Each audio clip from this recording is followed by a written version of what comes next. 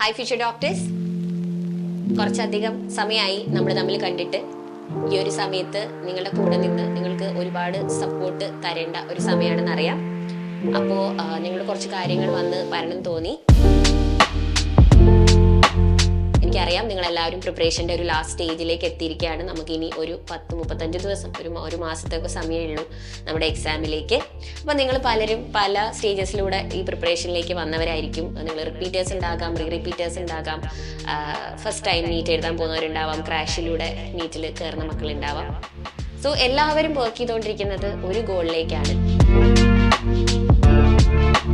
ഈ ഒരു ടൈം എന്ന് പറയണത് ഇനി അങ്ങോട്ടുള്ള സമയം നിങ്ങൾക്ക് വളരെ ക്രൂഷ്യൽ ആയിട്ടുള്ള, വളരെ ക്രിട്ടിക്കൽ ആയിട്ടുള്ള നിങ്ങളുടെ പ്രിപ്പറേഷനിലെ ടൈമാണ്. ഈ ഒരു ലാസ്റ്റ് ഫ്യൂ ഡേയ്സ് നിങ്ങൾ ചെയ്യുന്ന കാര്യങ്ങളും നിങ്ങൾ ഉറങ്ങുന്ന സമയം നിങ്ങൾ കഴിക്കുന്ന ഭക്ഷണം പോലും ഭയങ്കരമായിട്ട് നിങ്ങളുടെ പ്രിപ്പറേഷനെ ഇൻഫ്ലുവൻസ് ചെയ്യും. അപ്പോൾ ഇതൊരു പാനിക് ടൈമാണ്.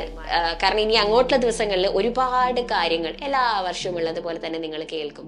അതായത് എക്സാം ടഫ് ആവുമോ, കഴിഞ്ഞ വർഷം ഇങ്ങനെയായിരുന്നു അപ്പോൾ ഈ വർഷം ഇങ്ങനെ ആവുമോ, അല്ലെങ്കിൽ എന്തെങ്കിലും മാറ്റമുണ്ടോ, പാറ്റേണിൽ മാറ്റമുണ്ടോ, ഇതിൽ മാറ്റമുണ്ടോ, സിലബസിൽ എന്തെങ്കിലും അപ്ഡേറ്റ് ഉണ്ടോ, ഞാൻ ഇത് ചെയ്തിട്ട് കാര്യമുണ്ടോ. ഇപ്പം നിങ്ങൾ പലരും ഇത് ചിന്തിക്കുന്നുണ്ടാവും, ഞാൻ ഇതൊക്കെ പഠിച്ചിട്ട് എന്തിനാണ്, ഈ ഫീൽഡ് സാച്ചുറേറ്റഡ് ആണെന്ന് ആളുകൾ പറയുന്നുണ്ട്, ഈ ഫീൽഡിലേക്ക് ഞാൻ ഈ പോയിട്ട് കാര്യമുണ്ടോ. ഇങ്ങനെ ഒരുപാട് കാര്യങ്ങൾ, ഒരുപാട് പാനിക് സിറ്റുവേഷൻസിലൂടെ ആയിരിക്കും നിങ്ങൾ കടന്നു പോകുന്നത്. ഒരുപാട് തോട്ട്സ്, ഓവർ തിങ്കിങ് ഉണ്ട്. എനിക്ക് കിട്ടുമോ, കിട്ടിയില്ലെങ്കിൽ ഞാൻ എന്ത് ചെയ്യും, ഇങ്ങനെ ഒരുപാട് കാര്യങ്ങളുണ്ട്. ആൻഡ് ഓൾസോ നിങ്ങളെ എഫക്റ്റ് ചെയ്യുന്ന മറ്റൊരു കാര്യമായിരിക്കും ഇങ്ങനെ കുറേ നെഗറ്റീവ് ന്യൂസുകളും കാര്യങ്ങളൊക്കെ നിങ്ങളിലേക്ക് വരും. അപ്പോൾ ഞാനിതൊക്കെ എന്താ ചെയ്യുക, എല്ലാം കൂടി പ്രോസസ്സ് ചെയ്യാൻ ചിലപ്പോൾ നിങ്ങൾക്ക് പറ്റുന്നുണ്ടാവില്ല. അതിനോടൊപ്പം തന്നെ നിങ്ങൾക്ക് ഒരുപാട് പേഴ്സണൽ ഇഷ്യൂസ് ഉണ്ടാവും. നിങ്ങളുടെ ഫാമിലിയിലായിരിക്കും, നിങ്ങളുടെ മാനസികമായി നിങ്ങളുടെ ഫ്രണ്ട്ഷിപ്സിലെ ആയിരിക്കും, ഒരുപാട് കാര്യങ്ങൾ. ഇപ്പോൾ ഹോസ്റ്റലിലൊക്കെ നിൽക്കുന്ന മക്കൾ അങ്ങനെ നിന്ന് പഠിക്കുന്നവരാണെങ്കിൽ നിങ്ങൾക്ക് വേറെ ആരുമായിട്ടും അങ്ങനെ കോൺടാക്ട്സ് ഒന്നും ഉണ്ടാവില്ല.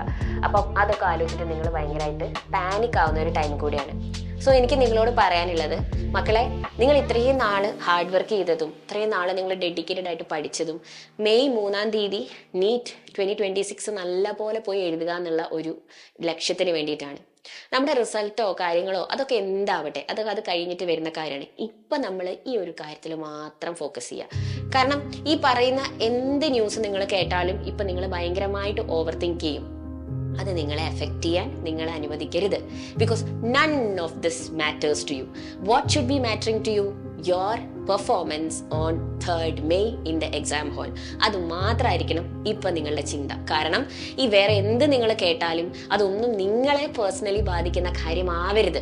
ബിക്കോസ് ഈ ഒരു 30 ദിവസത്തിന് ശേഷം, മെയ് 3-ാം തീയതി ശേഷം സോൾവ് ചെയ്യാകുന്ന പ്രശ്നങ്ങളെ ഇപ്പം നിങ്ങളുടെ ലൈഫിലുള്ളൂ. അപ്പം എൻ്റെ പൊന്നു മക്കളെ എന്ത് ചെയ്യണം? വേറെ ഒരു ഡിസ്ട്രാക്ഷൻസിലേക്കും ഇനി വരുന്ന ദിവസങ്ങളിൽ ഓവർ തിങ്ക് ചെയ്യാനോ അനാവശ്യമായ ഡിസ്കഷൻസിനോ പോവാണ്ടിരിക്കുക.